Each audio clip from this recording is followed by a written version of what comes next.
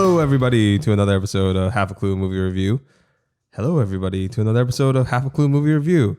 Hello, everybody, to another episode of Half a Clue Movie Review. Hello, welcome everybody to an episode of Half a Clue Movie Review. That's what it's called, just in case you didn't know. On today's episode, we are going to cover the new indie film from Riley Stearns, who hit the film industry pretty hard with his most recent, his sophomore effort, The Art of Self-Defense. Riley Stearns. Duel is a film about Sweeping across the nation. Yeah. taking all viewers by hold and sweeping them off their feet. What's it called? Yeah, with trees, you know? Yeah. Yeah, it's the film. Duel is about what's it called? Duel is in a kind of alternate reality or universe or near future where you have an option to clone yourself if you are dying. Yeah. And so that your loved ones, don't have to minimize their grief and mourning process. However, if in the case that you actually don't end up dying, there's a law that states that there can only be one of you. And within a certain designated time and date. It's the Highlander Rule. Yes.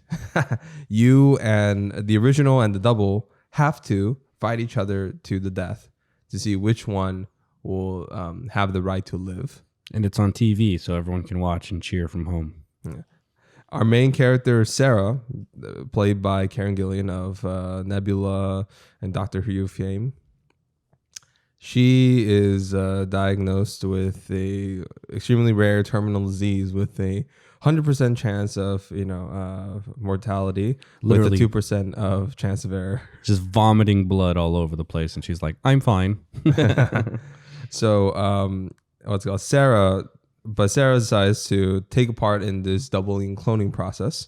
Gets your double, and the double has to, like I said, and they don't get your exact memories or personality. They're like a sponge, and they have to be near you all the time to absorb, right? But they won't be an exact copy of you. Physically, yes, but not emotionally. However, after like 11 months or so, they said, "You're fine. You somehow miraculously recovered. You're in remission." Yeah. It's like, what about that 2%? There's it's like you said it was 100% fail, like 100% mortality rate. And she's like, "Oh no, but I did mention the 2% margin of error," even though they specified that the 2% didn't matter. Yeah. Anyway, yeah. So her and her double have to fight each other to the death in a duel a year from whenever they file, and this film is a deadpan comedy. It's what's it called? It's a double movie, a clone movie, and I just thought it was okay. Yeah, it was okay. I mean, I don't know. I said afterwards that it felt like a knockoff Yorgos Lanthimos kind of film, but I understand this is like also his style too. Yeah, but it just felt like I would have much rather have seen his version of this. I feel like he would have accomplished a lot. I don't think he would have just better. done this. Yeah, I mean, he probably just wouldn't have done it, or he would have. I don't know. Maybe he would put his own spin on it. But it reminded me of like Yorgos Lanthimos like mix of like the Black Mirror episode called "Be Right Back," the one with what's her face, Haley Atwell and Donald Gleason, where it's like that that one's like, this is a mix of like the Haley Atwell "Be Right Back" Black Mirror episode and the Jesse Eisenberg double movie. It's just called The Double. Yeah. Richard Yode. But that one's more interesting because that one had like almost a Lynchian, almost like a satirical Lynchian Kubrick approach to the whole thing. Yeah. And the world is clearly not meant to replicate our reality. Yeah. Like the world has like one street lamp in the entire street. And then they walk in infinite corridors. It's stuff like that is like I was hoping this movie would turn some of that up a bit. Yeah. Because there's moments where it's like it feels right. Like my favorite shot in the film. The trees. Yeah, like they're having this like discussion over like dinner or whatever. This is after she's already decided she's gonna kill her double, and her boyfriend who left her for her double is like, they're having dinner and they're like, I don't want any hard feelings, there to be any hard feelings after I kill her or anything. And they're like, yeah, okay, cool. And they're just talking and it's very casual, even though they're talking about murder. They're going to Yeah. be killing each other. But in the background, they're sitting next to these windows and the trees are just like storming and just like raging and flowing. And it just looks fantastic. And I feel like it kind of, captures that feeling that like they're all trying to like, hold back all these emotions, even though there's like a storm of, feelings underneath or whatever, which is something I think Yorgos Lanthimos just like captures so well. Movies like The Lobster, The Favorite, it's like he just, or Killing of a Sacred Deer, where it's like the characters are speaking in monotone pretty much almost always throughout, except when they're not. And like, big moments when they do, but they break out. But they always do it awkwardly. Yes. Yeah. It's always something very strange. And then the humor comes from like the awkwardness. And this one does have its moments too, but I think it's not as funny. I think that, well, okay, for me, that's why I prefer his films. Like, for me personally, I didn't see it as a knockoff because like, well, he's been doing this for like, I mean, obviously he himself admits that Yorgos Lanthimos' Dogtooth is like one of his favorite films. Yeah. But then he also like says that he's pulling not just from him, but also from like, have you seen Jim Jarmusch's stuff? No. I think it was one day we'll I think he's coming out with a film this year. We'll cover. He's also known for his weird deadpan style, but it's a different type of deadpan. Yeah. His is a lot more straight edge, no music, even drier. Nice. It's just crispy. Yeah. Or there's Hal Ashby's deadpan, which is a little more whimsical deadpan.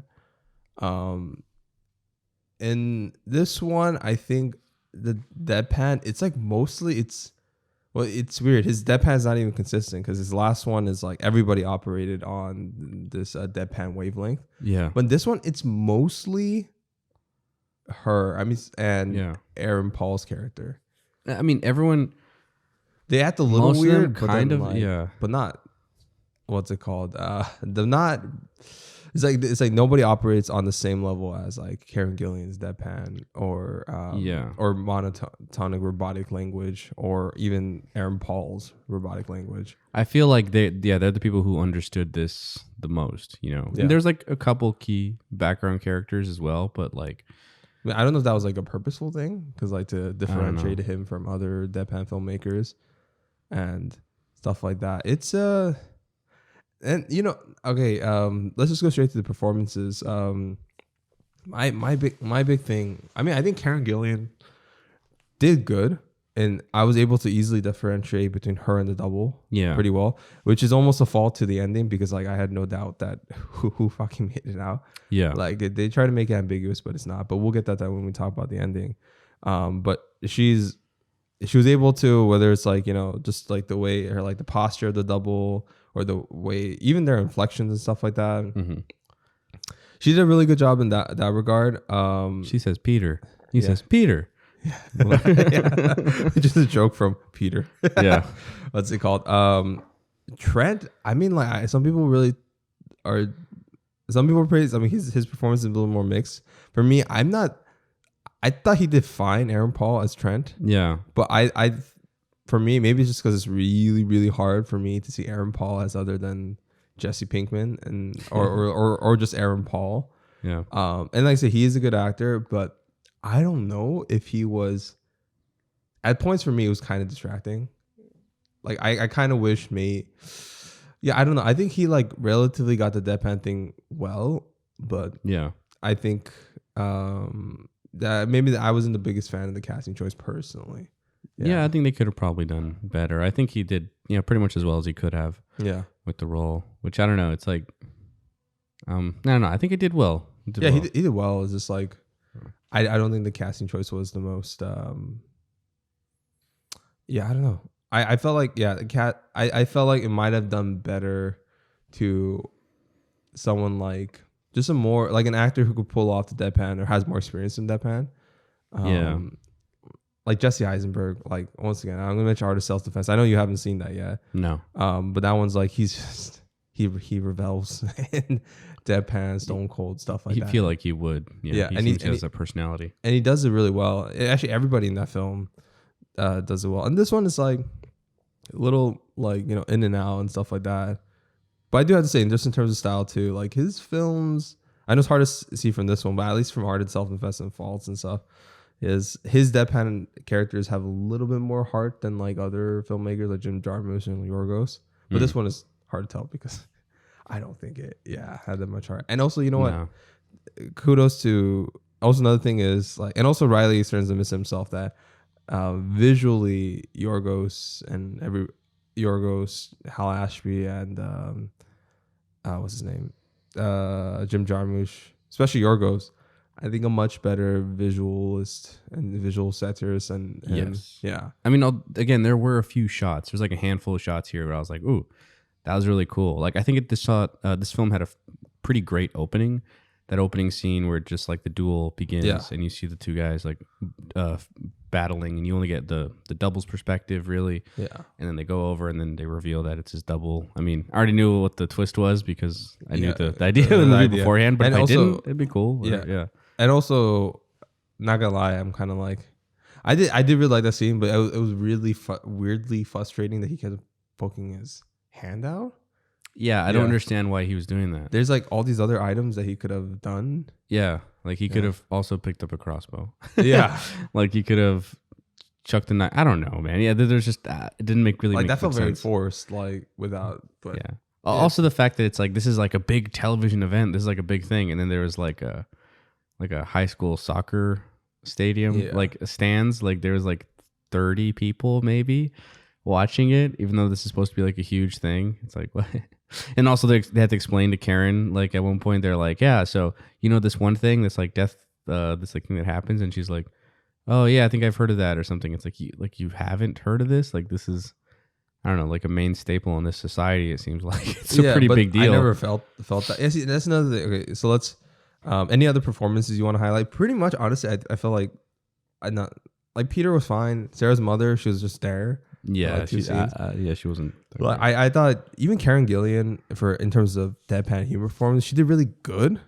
But I feel like I have nothing amongst the pantheon of deadpan film performances that is like hers was like particularly amazingly special. Yeah. Or like, but she did good. But any other performance you want to highlight before let's like get into kind of like the themes or half-baked ideas or style? Nah, not really. Yeah, I know. That's the thing with this film. It's just like the potential is there. It's an interesting premise too, but just this. First the premise. I think that like a lot of this film is very half-baked, or it's reusing themes or statements that other double films or just other films have used and better. Like first the premise, the duel to the death. Like it's cool, and I get it. He's trying to take a different approach, a more humanistic like character approach, and it's also very anticlimactic on purpose. But it's like I don't know. I think it made for a very I won't say dreary, but like it's it made for a kind of like a softcore watch. Yeah. Like there's some ideas I do like I don't know, it feels like, you know, it's hard to say exactly what he's trying to say, you know, what it is, but with the double, but I think the idea that like, okay, basically Karen's first version of herself, she's kind of putting off a lot of parts of her life that she doesn't want to, that like, you know, that kind of suck, you know, but like at the same time just weren't making her happy, like her overbearing mother, her unloving boyfriend, things like that just were just like her personal relationships that she wasn't really getting back what she was trying to put in or whatever, right? Yeah. So then her double is like, no, you know what? Like representing, I guess, everything that her family or whatever that they want her to be, right? Yeah. She's like decides to be as attentive as possible to her mother and basically just be there for her boyfriend and all the weird little things that he likes and stuff like that, while kind of just smushing down whatever it is that she wants to be. But ultimately, that version of herself ends up like poisoning and killing herself, essentially. And then she's still miserable in the end, because at the end, again, she's still like the overbearing mother is still there. And it's like it begins to affect her. And the same idea with like her boyfriend. She's not as happy with her boyfriend, or he seems like doesn't seem to understand. He's like, yeah, let's go get Mexican food, even though she said she didn't like Mexican food. Yeah. And it's like, so that part of it is like, you know, basically you have to be able to, and like in the other part of herself, once her family in her life, her former life, pretty much abandons her, she builds her own life and she starts like functioning on her own and actually being happy. And she's thriving physically, mentally. She's doing everything she wants to do. But Yeah, like her past self, her toxic self, whatever, ends up killing her. So it's like I could see where that is. Like, I guess I could see that he's trying to, show you to push past that, do your best self, don't be held back or whatever. It's like, that's cool. Or I think it's a more nihilistic approach is that like we will always be held back. That too. Yeah, because in the end she's like, yeah, but all attempts to improve and stuff like that is just done by self-harm, literally. You know what I mean? Yeah. I think, well, at least for me, it seems like, except Art of Self-Defense, like all his films usually have this kind of nihilistic ending. Yeah. Or something like that. It's a more, actually, well, this one particularly has a nihilistic ending. But yeah, it's like, that stuff is that where I think like, yeah, is well to, do a lot of self-improvement and not to be held back by external factors. Yeah. But then ultimately the ending kind of does away with that, where it's just like, you're a product of your own self-destruction one way or another. Yeah. I could see that. I also feel like it's like, well, yeah. Yeah. I suppose that's one way. It's very dark, bleak outfit. I mean, he made this, I think, like during COVID or during COVID lockdown shit. Yeah. What's it called? I think Art of Self-Defense was, pretty much. I think it was like after his divorce with Mary Elizabeth Winstead. Oh yes, yeah. So I think this was like, it's a lot darker than his last two films. So I guess I see, and you know what, that it all kind of makes sense, like the director's life into the thing, like unloving partner, stuff like that, doesn't know what you want, and then that one scene of Sarah watching her boyfriend and kiss her double in front of him, and then brief context, like Riley Stearns' wife was Mary Elizabeth Winstead, and who like left him for Ewan McGregor on the set of Fargo season 3. Yeah, that's rough. Yeah. So I honestly, in a weird way, I see like a lot of his life kind of like implemented in this. Yeah. And that probably informed why it had such a nihilist. It was so much darker than his other films. They had a lot more heart and a lot more joy. No, this one, she kills her double. Yeah. She tricks her double. The double kills. Sorry, the double kills her. And then she just lives on to be miserable. Yeah.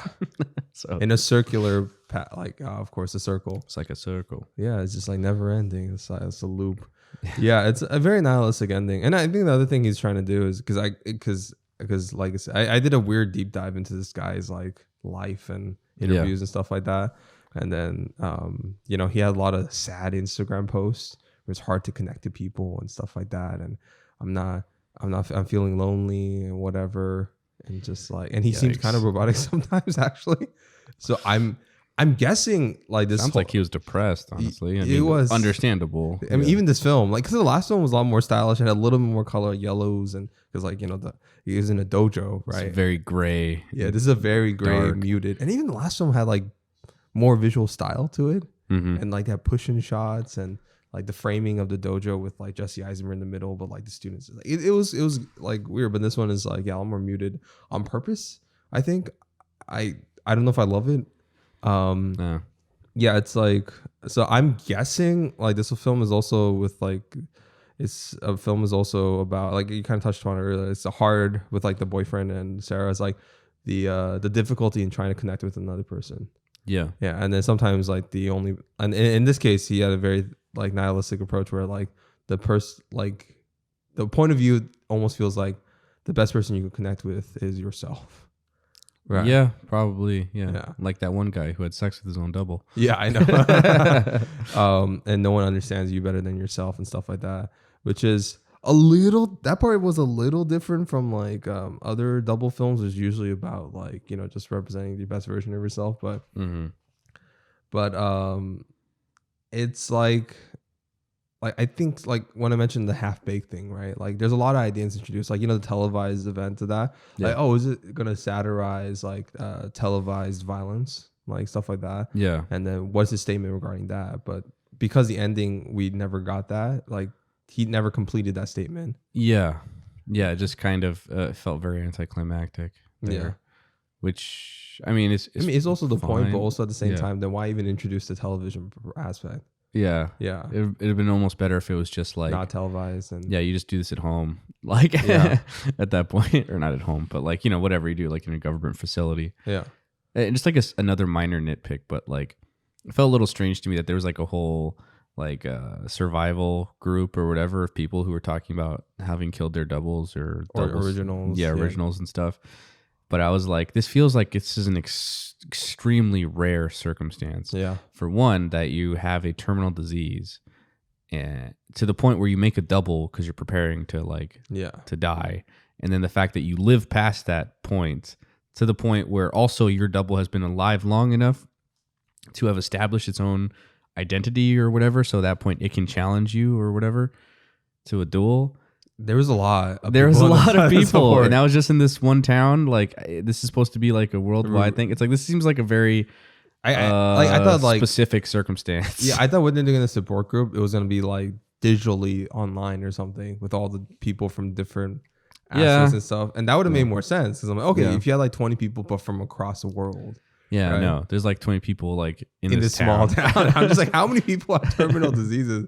Like shit like that. I was like, attention to detail bothered me, and also just like the overbearing mom thing.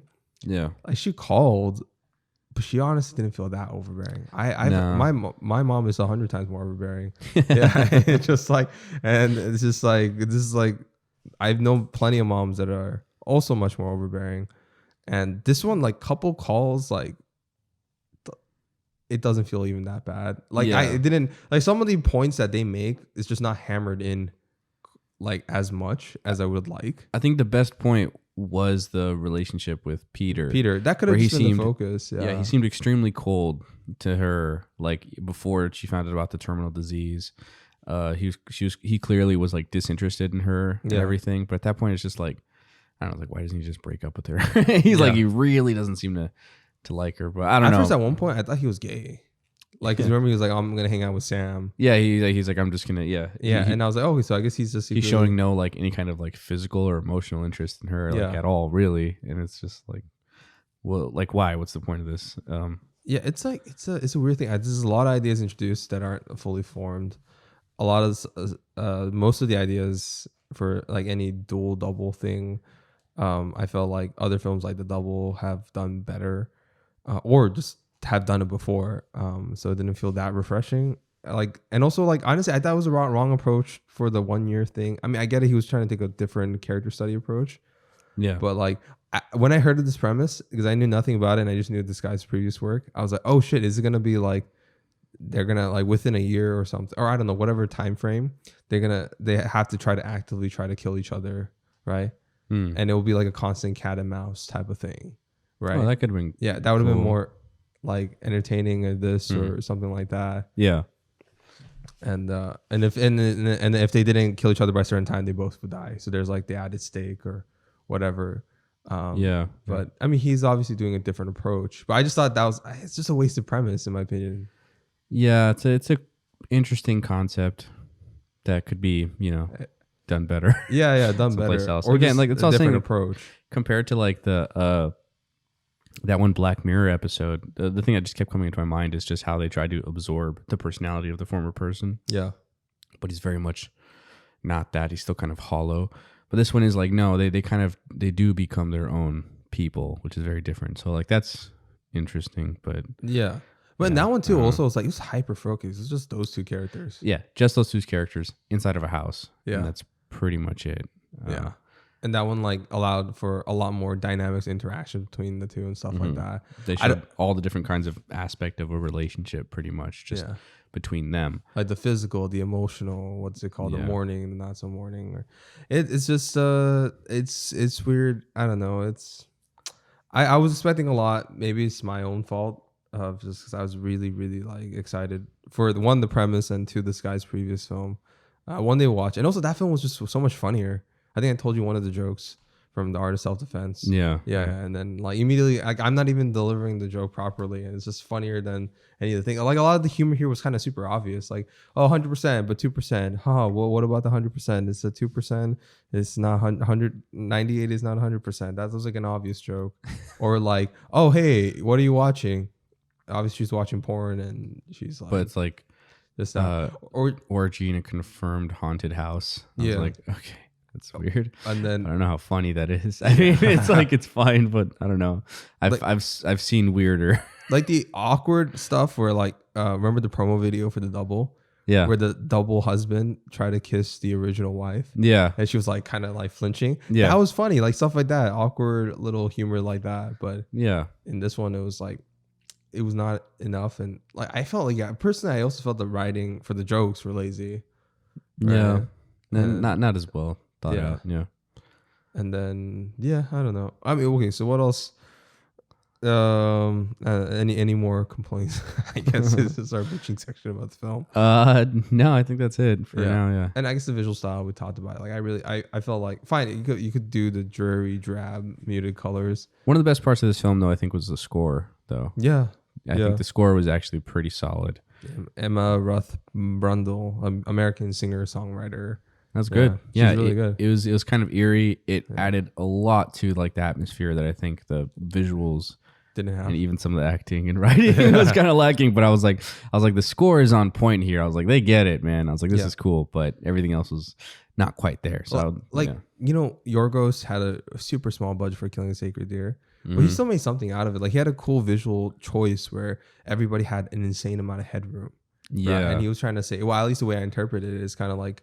Have you ever heard of the Greek? I think it's like the Greek story, Damascus axe or whatever, or something like a guy who always has an axe over his head. You never know when he's gonna fall and chop his head off. Yeah. So like that was kind of like I thought like the idea of like everybody has this huge headroom where like there's they're imposing death or whatever. Something's coming up behind him. Yeah, and it was interesting and cool and stuff like that. And even like in The Favorite, the use of like those extremely wide angle lenses that showed the like basically this environment that kind of traps these characters into their circumstances and stuff, being the queen or the queen's assistant or whatever. It's just how much is determined by this environment, and even little things of like the checkered floor being more like, oh, they're kind of like pieces or whatever that are just kind of getting pushed around. Little things like that. It's like it all kind of adds up. Yeah, or even for visual humor, like the lobster. Like there was there's characters talking in the background, but in the foreground or the other way around, there's always something weird happening. Yeah. Like they're talking about something very serious, but there's like a llama, or like some type of a horse or dog that's just like making weird movements in the background or foreground. Yeah, like they're like in the forest and they're like having an extremely serious conversation, but there's like an ostrich walking around or something. Like what? Or like he holds on to take extremely uncomfortably long. Yeah, like kind of like when remember like I think Colin Farrell and what's it called, Rachel Weisz's character visit Leia Sedu's parents. Yes. Yeah, and then like they have to pretend to be in love, but they're actually in love. Yeah. So they're like making out, but they're actually literally making out, and the camera just holds on, and it's just really uncomfortable for everybody. Yeah. It's like, oh, and they're just like, hey, stop. The lady just gets up and just starts pushing them apart. It's little things like that where it's just like everyone is so kind of hammered in by these like social norms in whatever made up Yorgos Lanthimos society, but at the same time they like. Yeah, so the way they handle them is so kind of off-putting for us, and it's insane. And he films it in a way to accentuate that. I don't think this one did. No, it's weird, and I'm being tough on him because I really liked Art of Self-Defense. We'll watch it one day, but like he really looked like he knew what he was doing there. Yeah, I'll say like same because like I feel like this guy has a lot of potential just from this one that I saw. Like there's a lot there that was like, oh, this is like, it's very close to like being something really solid, but it's, I don't know. I think, he just needs that little something more. Maybe he was just going through a dark time. He just needed something, I think something to vent. Even like, besides Yorgos, like Hal Ashby's Harold and Maude too. Like that also had like a thing where like the ending, guys, I don't want to say, but there's an ending shot where someone drives off a cliff. Yeah. But then the car doesn't explode and the guy just gets off normally, and it's a wide shot and it just holds on to it. Like shit like that's like it's fucking funny and hilarious, but also trying to say a point regarding that. It's the outside analysis approach. Yeah, it's just Riley, I hope you're doing better. I'm bashing on you because I want the next film to be amazing. You're probably not even gonna listen to this podcast. But no, I really do. I really did like this film. Okay, despite all my bitching, I did really like this film. I love the attempt. Yeah, I always like want to praise an artist for when they try to do something new or original or something just like interesting that I haven't quite seen before. Unfortunately, this was kind of a little bit more of what Yeah. I had seen than I wanted. A little bit more originality. I wanted to get a little bit weirder and even crazier. You know, like something else. See, Like- even that one shot where she was entering the double clinic, but by the way, the score did most of the work. Oh yeah, But you talking about like the whatever ceiling or whatever, like the lines that repeated, but they were like slightly different. I thought that like shit like that was dope. that was cool. Yeah. Yeah, it's like exactly. Like I feel like this guy's really on the precipice of like making that next awesome thing. So I feel like if nothing else, we're saying is this is a filmmaker to keep your eye on. You know, this guy seems like he's in for something great. So, you know, keep looking him up. Hopefully he does something great. I hope you exercise your demons in your next one. It's like, what's it called? Like this one really felt like as if he was just like pushing through his whatever trauma. And it's hard not to put in his real life personal details, but then I see a lot of parallels to it. Yeah. Unfortunate though, but yeah. You know, I wish you the best. Okay, let's talk about the ending. Okay.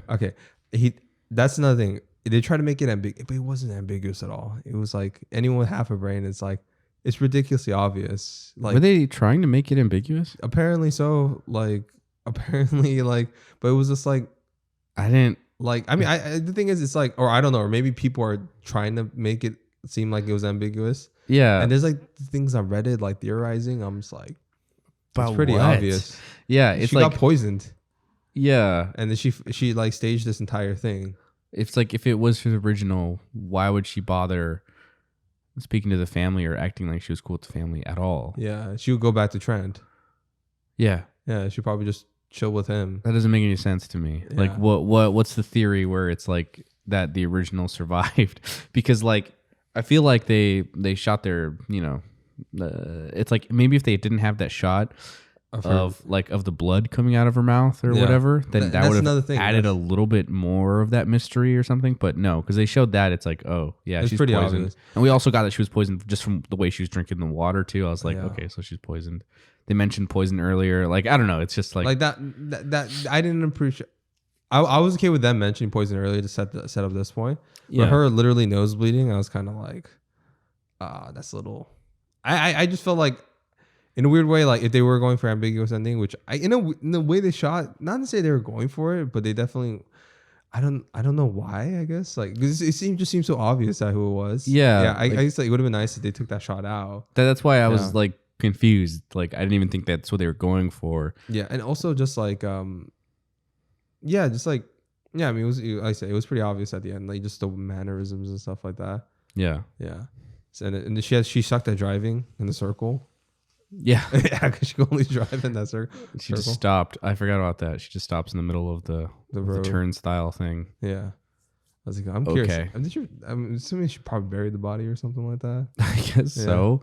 I don't know. They were like scouring the forest. So yeah, I don't really understand how so quickly she would have gotten away with it. Yeah, it's like did she burn the body and just run away? Like what happened? Wow. Yeah, the smoke would have been or something. Who knows? Yeah, did she just bury it? But they showed they had like dogs and shit too. So. See, that's another thing. That's like there's so many logical leaps that we have to make for this ending to work. Yeah, that I wasn't a big fan of. Yeah. It's like maybe she got poisoned, but they still like had a battle. Dude, I'm just thinking like, I get what she's. I don't know. I'm not the biggest fan of the ending personally. For me, I think like there was a lot of logical. I get what he's trying to do nihilistic, but very lot of logical leaps that we had to take to do this. Yeah. And that's pretty much it. Sadly, I don't have much to say, which is weird. I think that's it. I mean, we said a lot. I think. Yeah. But yeah, okay. Have you guys seen The Duel? Probably not. Yeah, probably not. But if you have, let us know what you think about it. I mean. Yeah. Are you guys excited for this filmmaker's next work or not? Or yeah, what did you think about it? You guys never heard of this guy. I mean, I like I said, I recommend The Art of Self-Defense, or even his first film, Faults. But Art of Self-Defense particularly. So yeah, you guys, what's your favorite double movie? Is it just The Double by Justin Eisenberg, or is it or is it I'm trying to think of like my other favorite double movies. That is probably my favorite one. I mean, there's like the Michael Bay The Island. Do you guys remember that? Which one was Jet Li the one? Is that the one where he's got a bunch of doubles? A bunch of doubles and stuff like that. yeah, I remember that. There's an episode of Jackie Chan Adventures where he He uses the tiger talisman and it splits him apart, his yin and his yang. I don't know. Other films that involve doubles. I mean, there's that Black Mirror episode. There's an episode of The Simpsons where Homer clones himself a lot. Yeah, clones or whatever. They're attacking. Fucking Gemini Man, Will Smith. Oh yeah, Gemini Man. Okay, so you know what? There is worse approaches. That was like actually terrible. There's a Futurama episode where no, never mind. I was gonna say Bender and his. Yeah, but this is a lot of clone shit. yeah, there's clones. There's clones in there. Yeah. Okay. Thank you guys. Do you guys prefer The Island or do you guys prefer this film? What's it called? And I'm sad. I actually wanted to love this film more. All right. Thank you guys for another episode of Have a Clue Movie Review. My name is Philip, and this is... I'm Ron. Hey. Let's go check us out for more movie reviews.